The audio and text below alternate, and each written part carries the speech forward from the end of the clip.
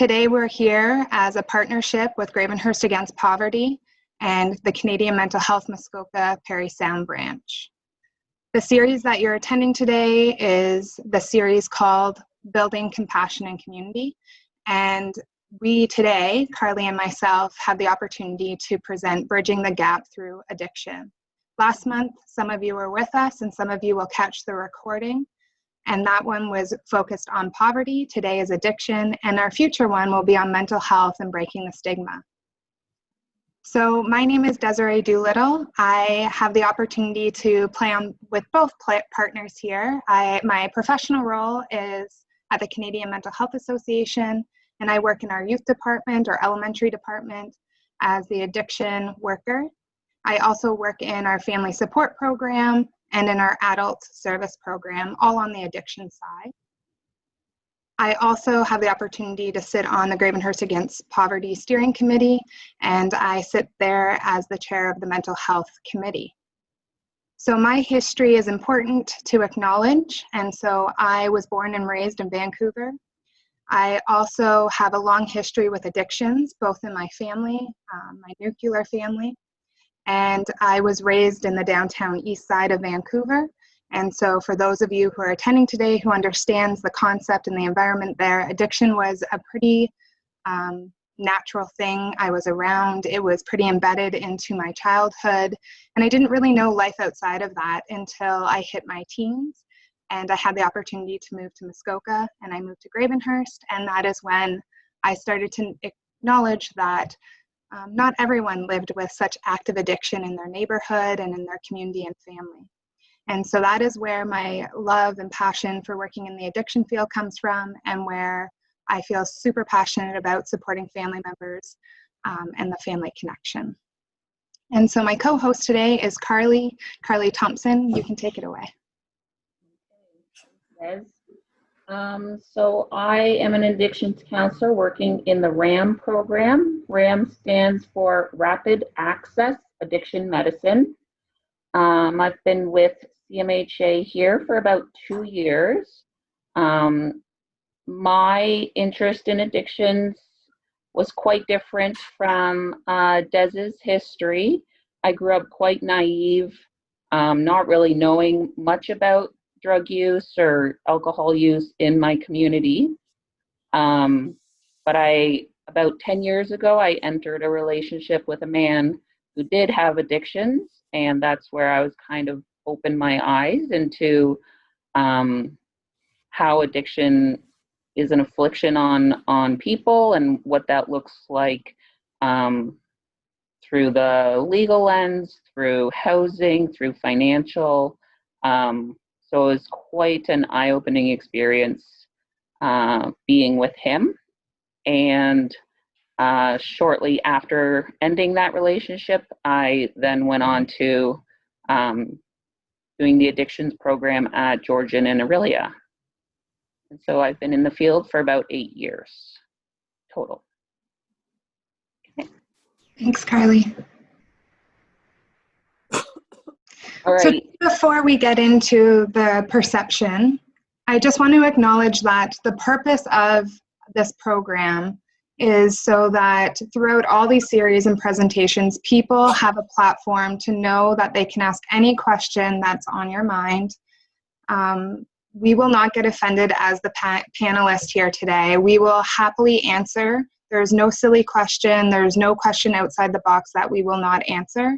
If Carly and myself don't have the direct answer today, we will find the answer and get you support and the resource to answer whatever you're pondering about or you're wondering about. So please know that the chat box is open. If the chat box does not feel comfortable for you, hang around till the end and we will happily answer questions individually. Okay, there you go, Carly, thanks. Okay. So Des and I have put together this presentation kind of just to lay a foundation of some of the most important key points or topics that we see or talk about that we thought would be important to share today. So just to start, I'm going to talk about some different perceptions of addiction theory. So the disease model of addiction is the current one that CMHA follows. So this is a really holistic approach to an individual's history, their experiences, and anything else that has initially led them to substance use, substance abuse, or addiction. So just looking at the three bubbles there is a genetic component to addiction that can be seen sometimes when there's family members down different generations that have an addiction. There's also the thought that different genetics will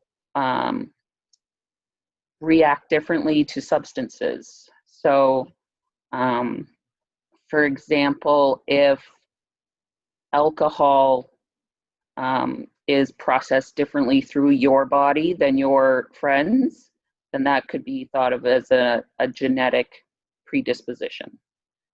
Social environment is one of the most important. That is everything in their in a individual's social life, child upbringing, family dynamics, peer group, could be housing, financial, all of those different forces that are upon an individual. And then the understanding that the more that a drug is used, drug or alcohol is used, that brain chemistry gets altered. And so the brain is always trying to balance either a substance that's present or it becomes normal for those brain chemistry like neurotransmitters to be off balance. So that is more so the present point of view of at least CMHA's approach to addiction. I'm just going to check with Des. We will just do a little bit of back and forth just to make sure all points are covered. And if Des has anything to add to that part. Yeah, so the key there is that the disease model of addiction is now what is the leading best practice in the addiction field. And so most programs are now based in the disease model of addiction approach. And so this concept of these three domains interacting with one another as root cause of addiction is what you will hear and you will see through literature and through lived experience of recovery or treatment services. Okay. So willpower is the alternative perception. This is seen, it would be more so that moral choice. It's a little bit of an older approach to substance use and root of addiction, but it really boils down to like, if you really want it, you can do it. It's a choice. You just got to dig deep, not really taking into account perhaps all those other forces of history or biology that are playing against somebody as well. Des, you do say the best part about where it came from. So I am going to... Yeah. So I think we sometimes when we're presenting these two different perceptions or the disease model versus willpower is the idea that willpower, the root of willpower was rooted in the two fellows who founded the AA program, and that is really where willpower was rooted in, and many treatment centers and professionals took their services in account from the AA model. Willpower is rooted in the empowerment for the active user to be able to take control of life again. So now willpower sometimes gets a bad rep, but the root of willpower, the point of it was that it was allowing someone to take control of their life again, and that they can manage the outcome of their life. So that is what willpower was rooted in. However, over the last 40 years, it has really changed, and willpower now is often associated to shame and guilt in many treatment models. But the root of it was to empower a person who is actively using to take their will back and take control of their life. So that is the root of it, and many people have been successful in the willpower movement. However, now best practice is disease model. And then I would also add, quite popular in media is not seeing addiction as a disease, but that is the forward motion that we are going, that is under the same as any other medical condition, whether you have cancer or rheumatoid arthritis or diabetes, that addiction is of an equal disease. So that's that perception there. All right. The other things that we want to just touch on is abstinence-based treatment, which is similar to 12-step programming, versus harm reduction. So either of these can work really well for different individuals. Abstinence is based on the belief or understanding that somebody should stop all substances in an effort to reach wellness.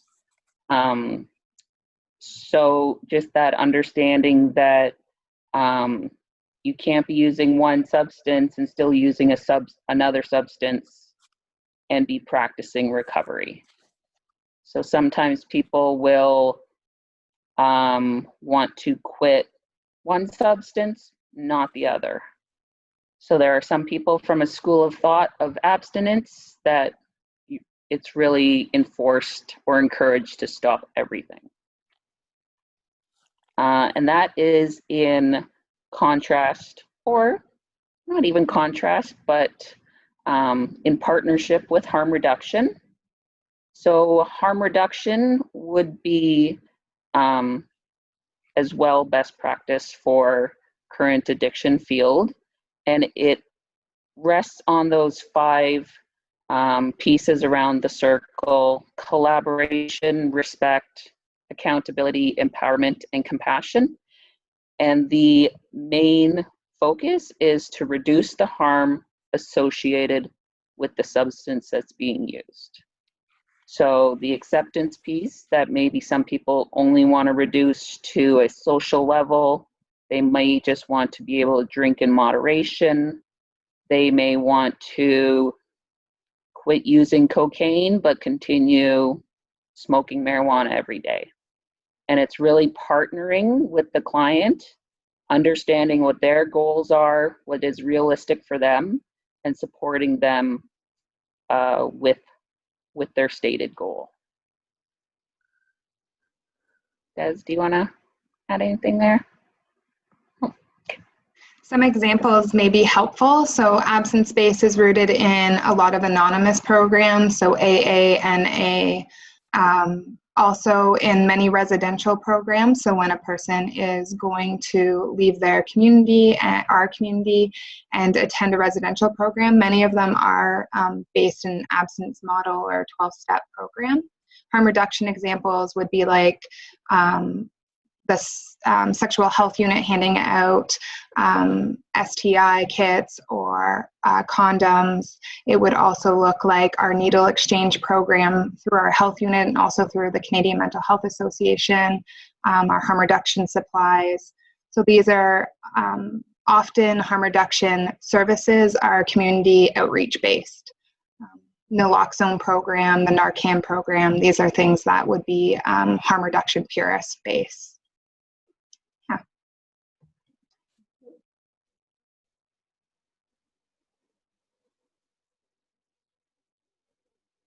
Okay, we're going to just move on to our substance use continuum. So we use this just as a way for clients or family members or anyone to kind of understand how someone goes from using a substance once or twice and how they may move down the line to developing an addiction. So experimental use is really just those first couple of times that somebody has tried something. A lot of it will start in adolescence or youth age people.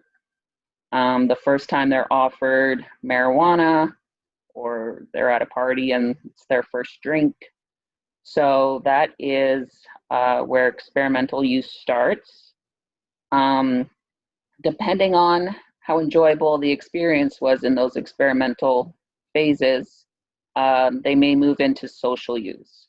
So a person may be only using with certain friends, in certain situations, if it's parties or celebrations or that sort of a thing. So it's really just limited to social times, people, different celebrations. So social use can move into regular use. Regular use doesn't necessarily have any type of pattern. So it could be weekends only. It could be once a week. It is more about a predictable pattern.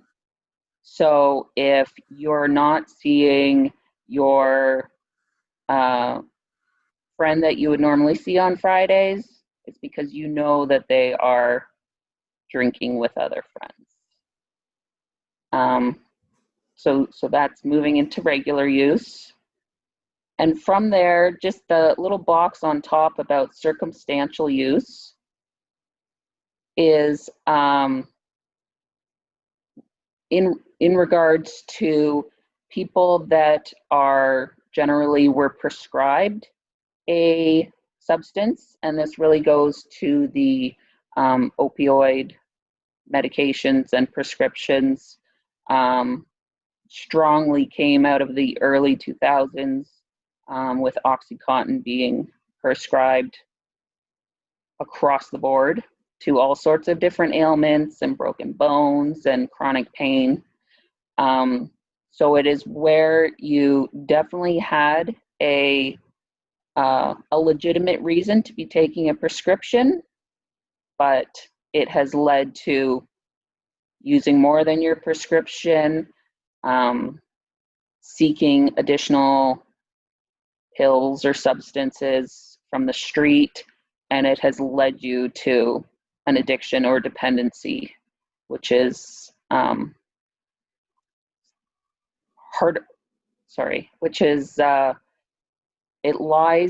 addiction or dependency will lie on a continuum of different symptoms. So people may think addiction is one thing where it's maybe if you're having a lot of bad consequences or you're noticing that your tolerance is up. The next slide I'm just going to go through is what the criteria is for a diagnosis of substance use disorder. First, I'm going to check in with Des that. Yeah, I think just highlighting back to the social use piece, so from experimental use going into social use, we also have to acknowledge that that social use is based on the culture in which we're assessing in.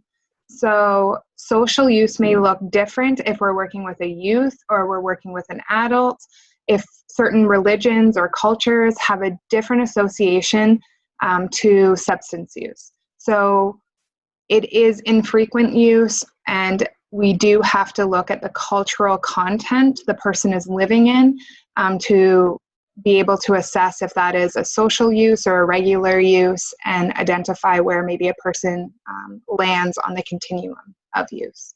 So that's just important to recognize because sometimes when people enter with a use, they are acknowledging that there's active addiction or unhealthy regular use. But once we look at their social culture, we realize that it is a typical, not an atypical, but a typical behavior for someone in that particular culture, community, and it's socially appropriate. So that social use is not determined by amount, but more determined by the individual's environment and culture.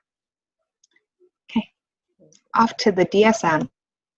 Okay, so the DSM is the Diagnostic and Statistical Manual, and it is used for all psychiatric disorders. So substance use disorder is umbrellaed under psychiatric disorders for the purpose of this manual. So I have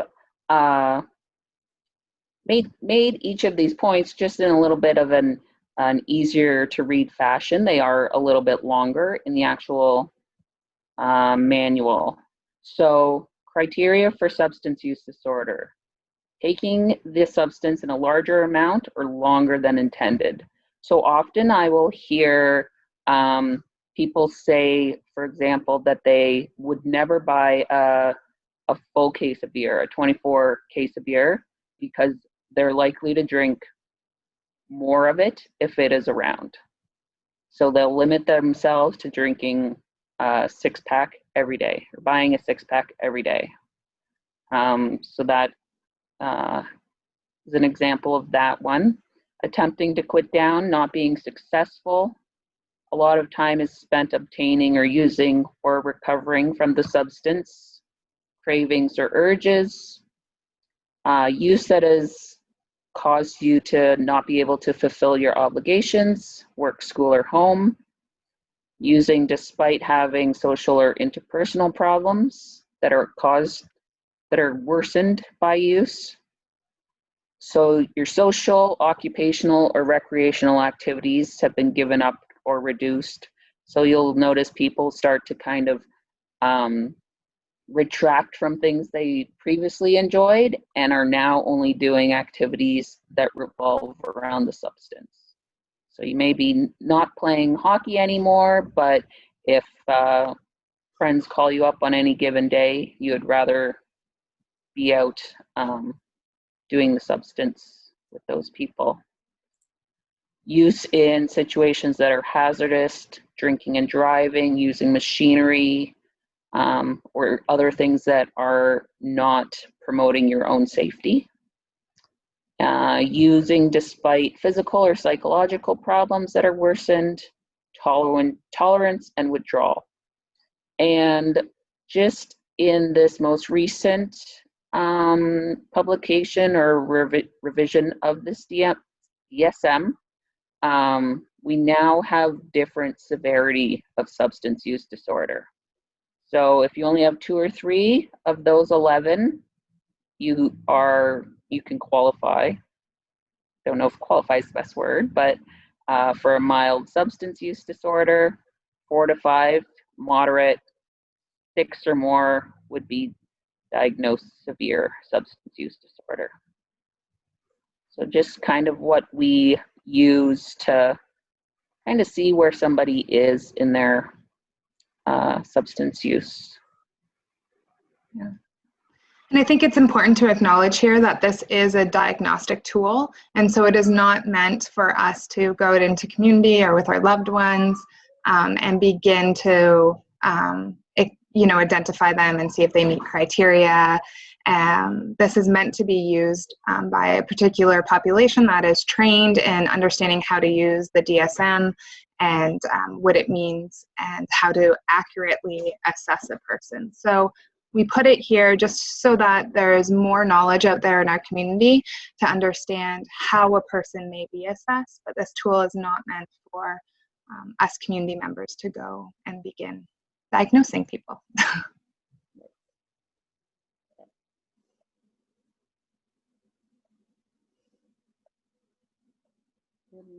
Muted. Muted, sorry about that. So this is the stages of change. And so this is some of the key information that becomes really important when we are assessing addiction, when we are working within the addiction model. And so it's important for us to share it here today. The Canadian Mental Health Association does have a family support program where we go more in depth. We spend 7 weeks looking at this model. So please know we're going to go through it right now quickly, but that this model, the stages of change, you can learn more about it through an additional program. So if we start at the top, it says pre-contemplation. And so this is when someone is actively using and they come into a place where they have no intention of changing their behavior. So there is active use and the person may be in denial. We may see denial from the active user. We may see high consequences or low consequences, but the fact remains that they're in pre-contemplation when there's no intent to change the behavior of use. We move into, if the person goes from there and begins to move out of denial and starts to acknowledge, we go into contemplation. And in contemplation, there is an awareness that the problem exists, but there may not be any commitment to taking action of a behavioral change. So the person may come out of denial and say, okay, sometimes I have a hangover, sometimes I don't make it to work, sometimes I'm really grumpy with my family after I use or when I'm waiting to use. So they're starting to acknowledge that there is a negative effect of their mood altering or their addiction behavior, but they may not be at a place to act on change. So they may not be contacting people to get help. They may not be going to AA. They're just ambivalent at this stage. If that ambivalence starts to leave, and they may move into preparation. So this is where the intent of taking action to address the problem happens. So this is where a person may call a local care provider who offers addiction support. They may attend a peer support group. They may look up things on Google about how to get recovery or reduce use. They may engage in a harm reduction program, so they may contact CMHA for clean supplies or naloxone. But they're starting to take some measures or preparing themselves to understand how to get treatment or recovery. From there, they may step into action, and in action is where the active role of modifying the behavior occurs. So this could be counseling in an outpatient center. This could be attending an AA group or another type of peer support group. This may be actively talking with non-professionals in the field about managing their addiction. This may be going to residential treatment or a detox center, withdrawal management center. This may be incarceration for some people, but there is an active, present action happening to change their addiction relationship. From there, if the person is successful in their action stage and they have succeeded in having behavioral change, they will move into maintenance. And in maintenance can last for many, many years or for a short period of time. And maintenance is defined as sustained change. So the new behavior that was established in action is now being carried on. So they're replacing their old behavior in relationship with their substance or process addiction, and they're changing it for some new behaviors. You may hear people who say in our community, I've been in recovery for 35 years or 50 years or 15 years.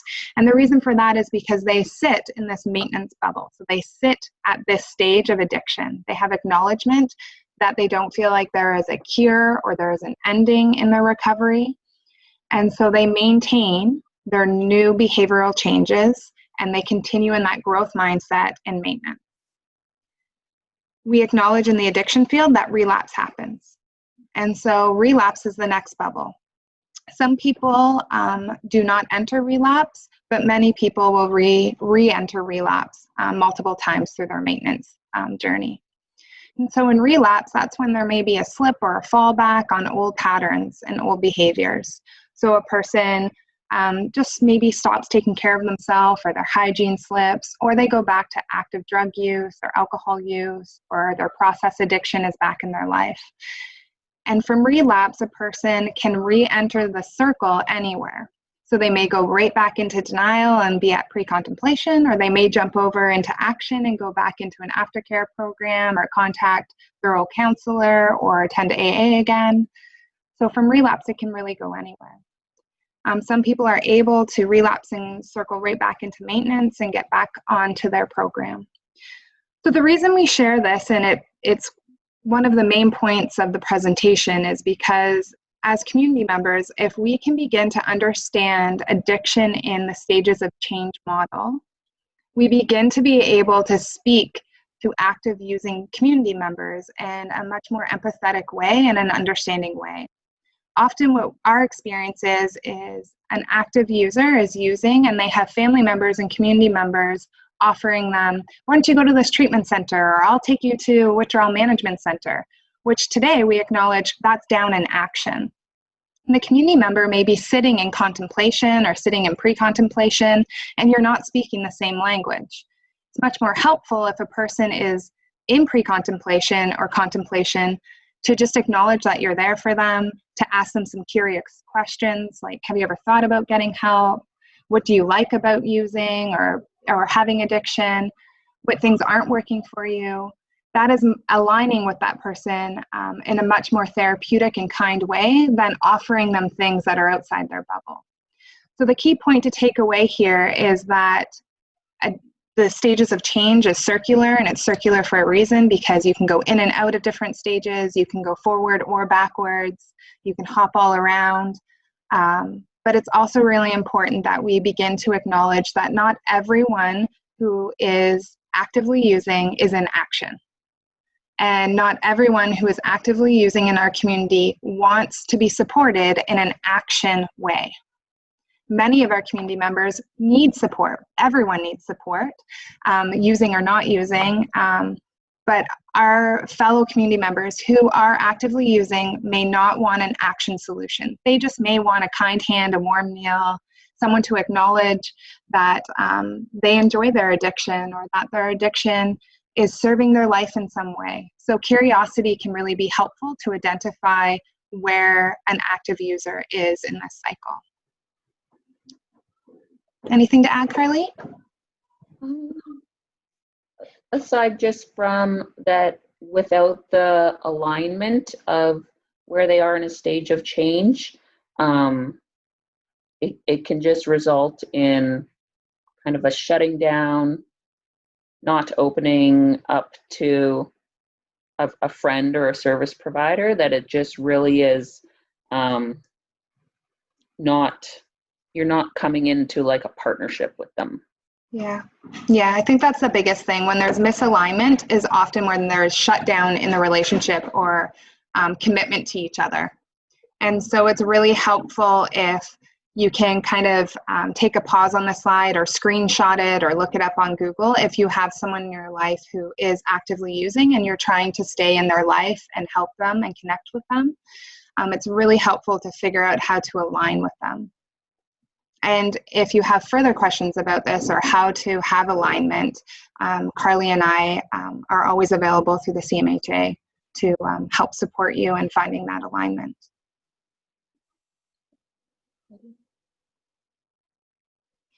So this is the treatment model in Ontario, and we share this because it's important that we begin as a community to speak the same language. And so if you've ever experienced someone in your life who is saying, you know, I'm getting help for my addiction or I'm getting support, it's important to understand what that may look like in Muskoka region and within Ontario. So if we look on the left side of your screen, we're just briefly going to go through the different options that Ontario offers. So withdrawal management center, or detox, or is often what it was called in community, was detox, but now we have fancier terms. And so withdrawal management centers do not exist within Muskoka. However, in Simcoe we have RVH, and in North Bay we have another facility. So if a person needs to detox and go through a withdrawal management program, in Muskoka they are referred out of our region into Simcoe or up to North Bay. If someone has a co-occurring disorder, so they may have a mental health diagnosis, then we can also refer them into Toronto. to seek support that way. The next is the day treatment. And so day treatment in Muskoka does not exist. However, there is day treatment in Toronto. And so this is where a person would attend a recovery or a treatment-based program, you know, kind of 9 to 5, and then return to their own home environment. Some examples of that is Anishinaabe Health Toronto offers an Aboriginal day treatment program, and there's many others throughout the Toronto region. It's often for specific populations or genders. So in Sault Ste. Marie, there's a youth day treatment program, but we don't have any currently in Muskoka. The next one is the community treatment outpatient, and so that's where CMHA would be. It is when a person can seek treatment services or recovery services, often one-to-one or in a group format, while maintaining and residing in their community. So that would be like CMHA or CAMH type of services. Residential treatment is that inpatient model, and so in Muskoka we have some private inpatient programs, but we don't have publicly funded ones. If someone wants to go to residential treatment, they complete a long assessment, and then they are referred out of our region into a facility. Any inpatient can last from 21 days, and some are extended into 1 year.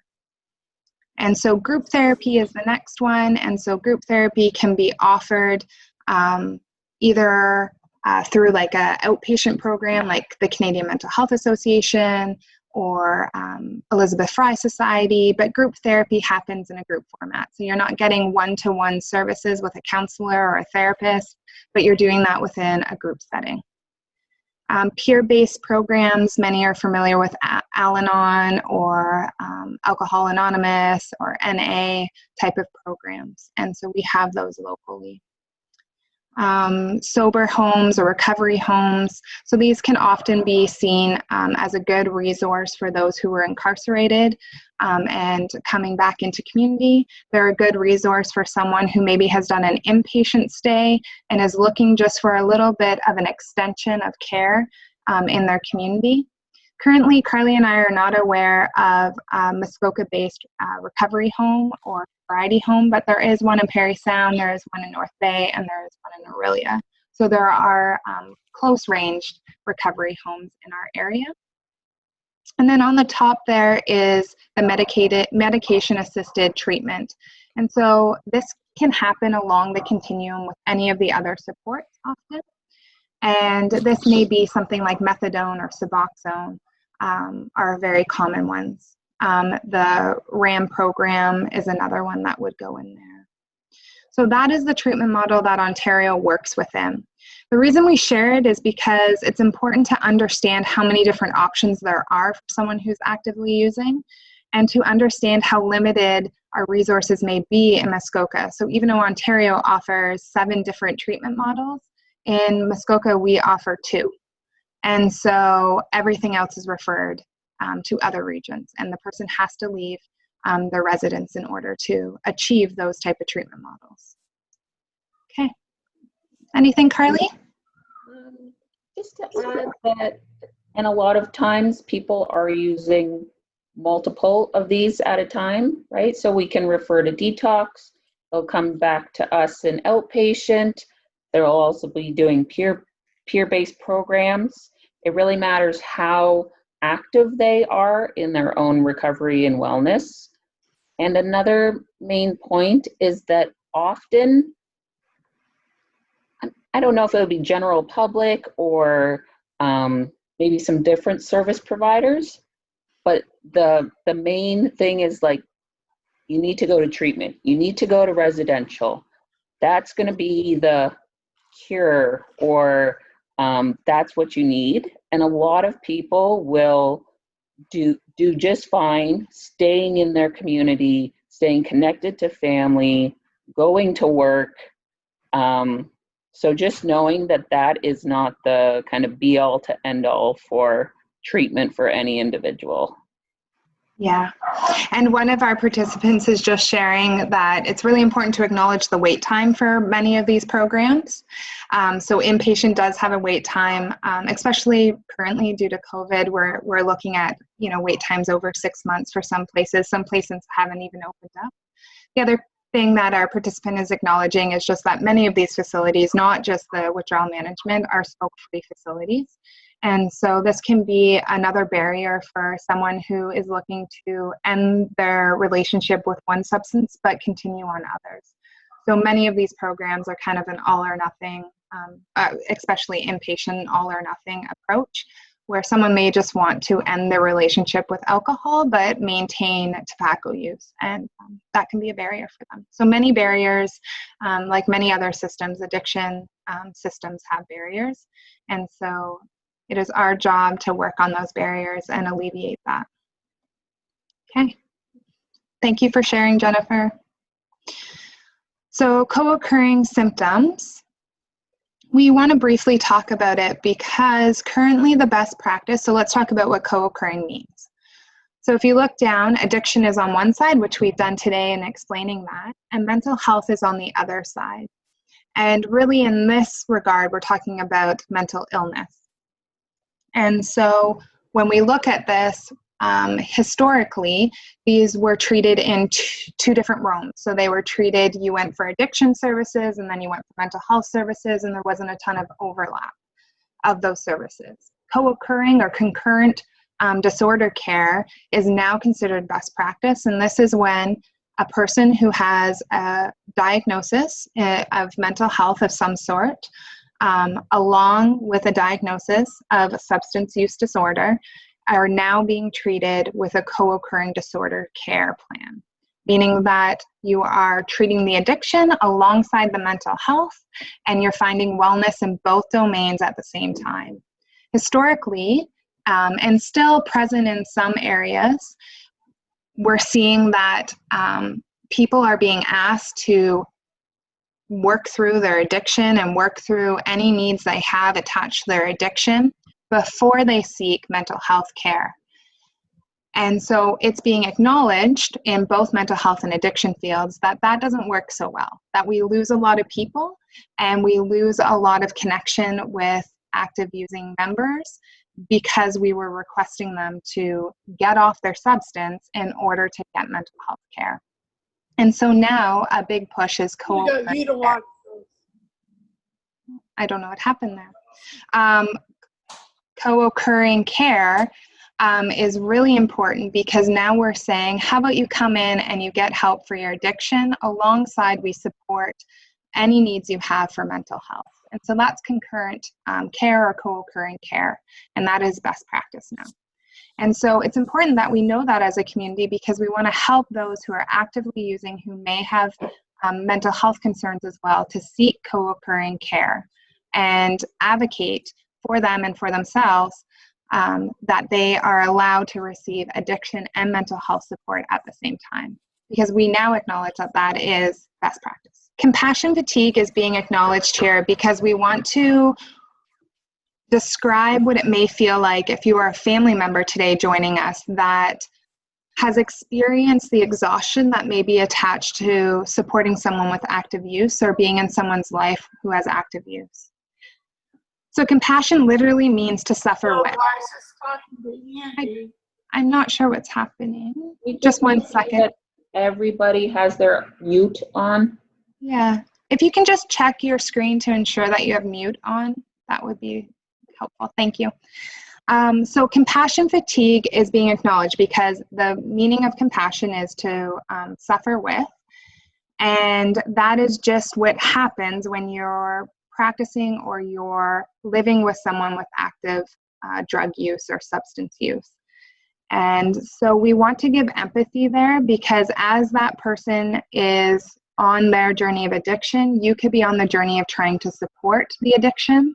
And that can really cause you to absorb those pains and those traumas that occur. And it can become very mentally, physically, spiritually exhausting. And so we want to adapt the compassion fatigue into the lives of those who are supporting someone in active addiction. Like we shared a few slides back, it is a cycle and it can occur and occur, and it can become quite tiresome.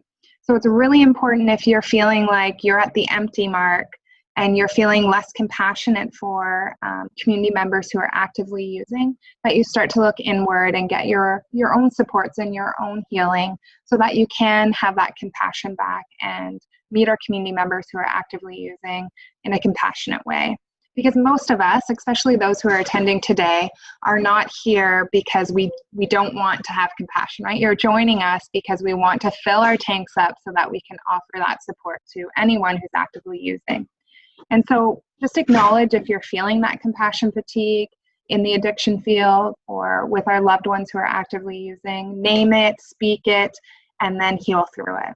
So we can change that to being full tank and ready to help. So codependency, we speak about in our family support group often and in all of our family care.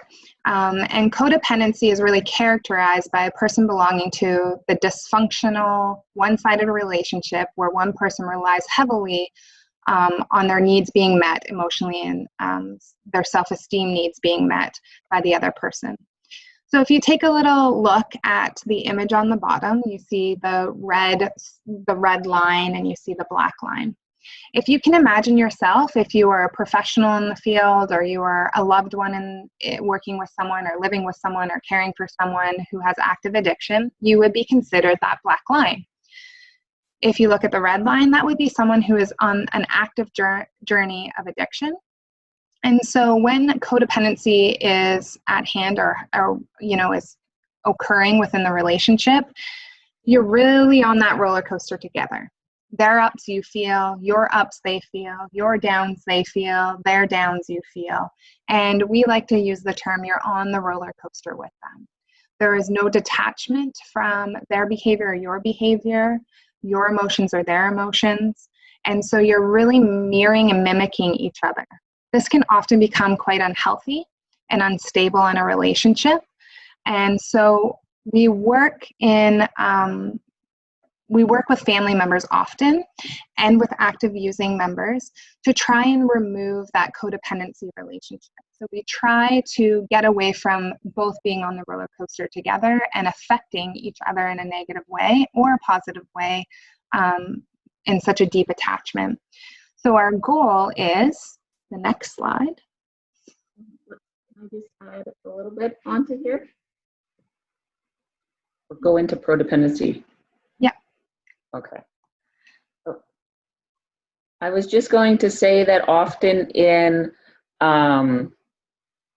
addiction talk or in communities, codependency is kind of a buzzword that's really tossed around quite a bit.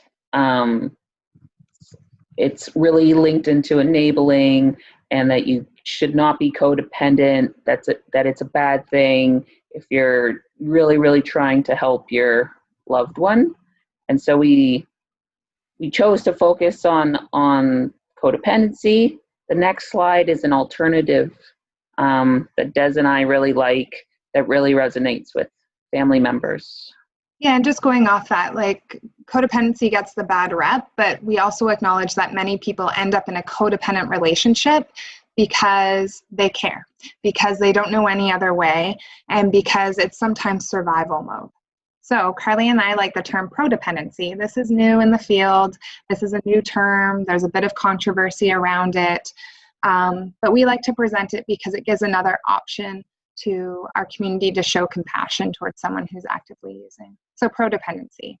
It celebrates and values a caregiver's willingness to support and stay connected with an addicted family member or friend or community member while promoting healing for the entire family or friendship.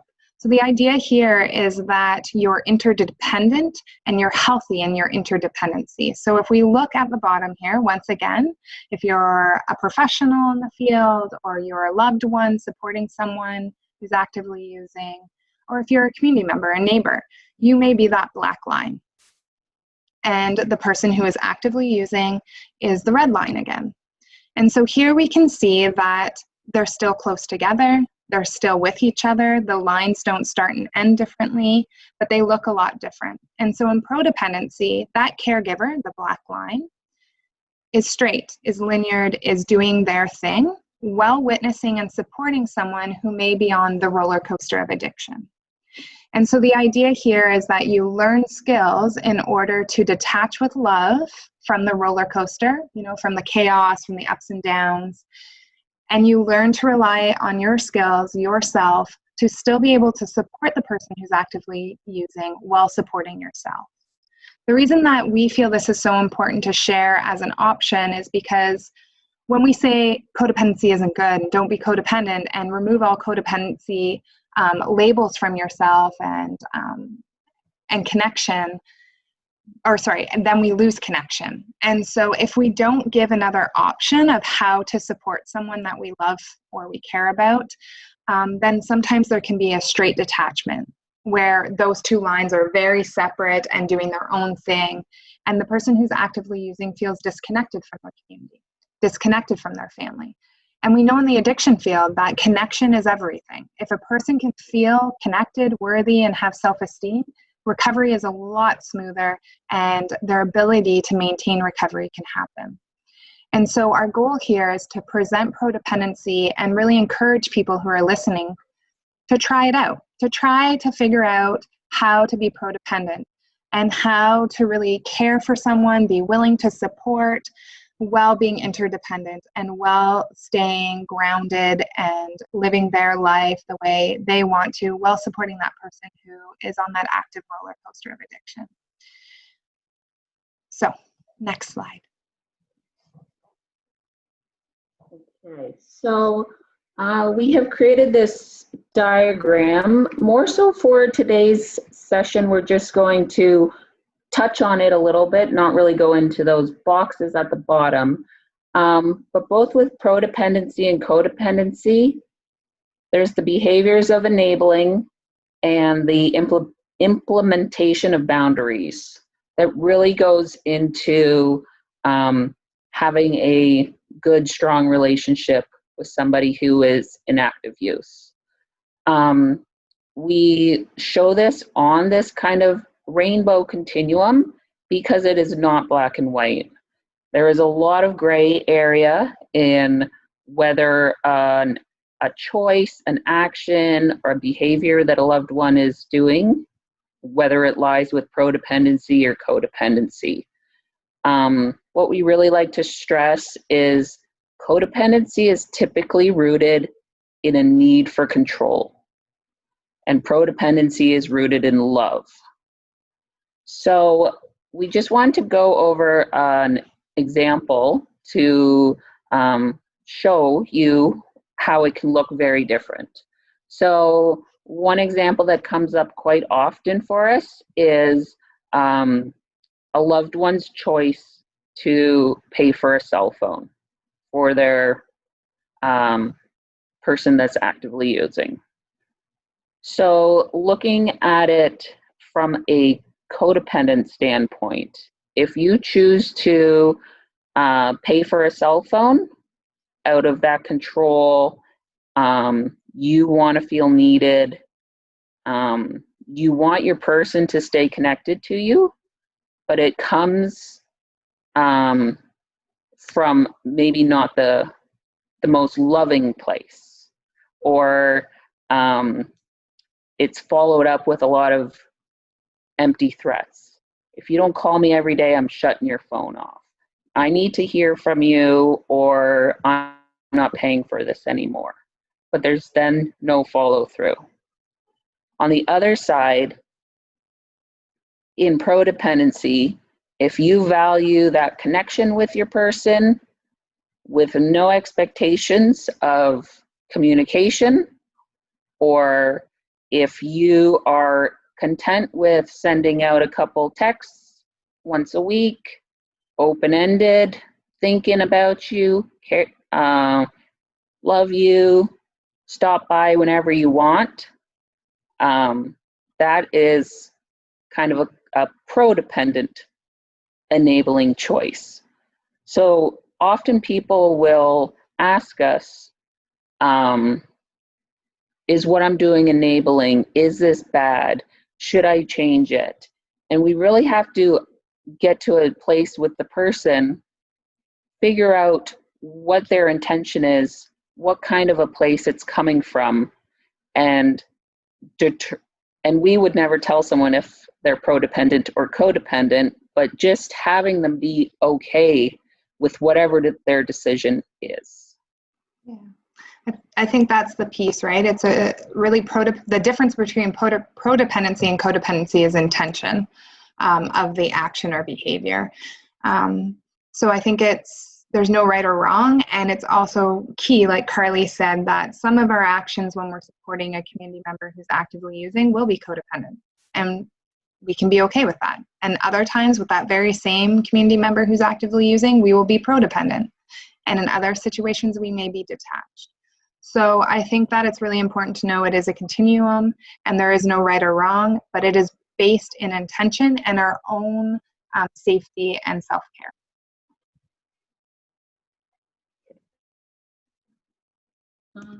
The last part here that we're just going to touch on is different relationship changes that can happen when loved ones, community members are in any sort of a relationship with someone in active use.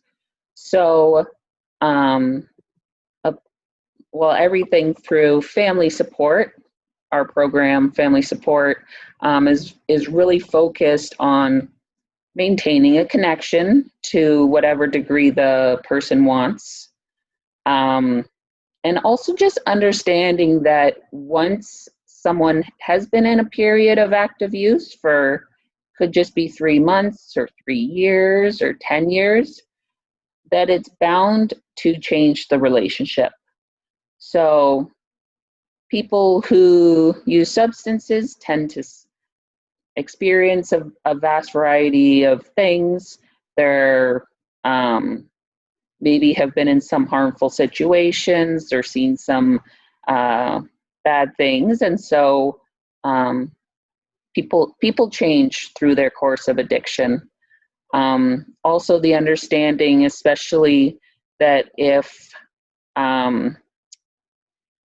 whatever relationship with a child may have been, or a teenager or a youth, that when they go through a period of substance use, just that understanding that you probably aren't going to return to what it was before use.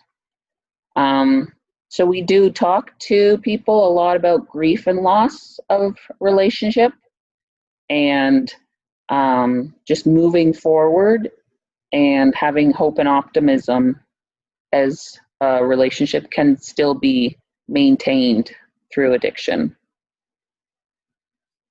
Anything else, Sarah?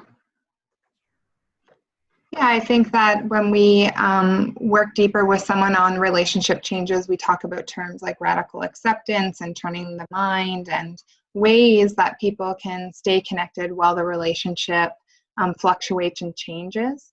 And I think the key piece is that as a community, to build our compassion towards those who are supporting someone in active use and someone in active use, is that we really have to acknowledge that there's relationship changes happening, and there is a loss, there is grief happening, and sometimes that's not acknowledged on a community level. So I think it's really important that if you're here and you know someone who is supporting someone in addiction or someone who is in addiction, grief is heavily attached to addiction and the cycle. And so loss happens, and as a community, sometimes we don't acknowledge that until there is death attached to addiction. And it becomes really important that we acknowledge the loss and the grief far before a death occurs, and that we really can start to have these open conversations about the grief that occurs when addiction is active in a community or in a family. Yeah, so that is our presentation for today. So we just want to acknowledge that in this final slide, Carly has put together the references in which we got the information from, and we can share that.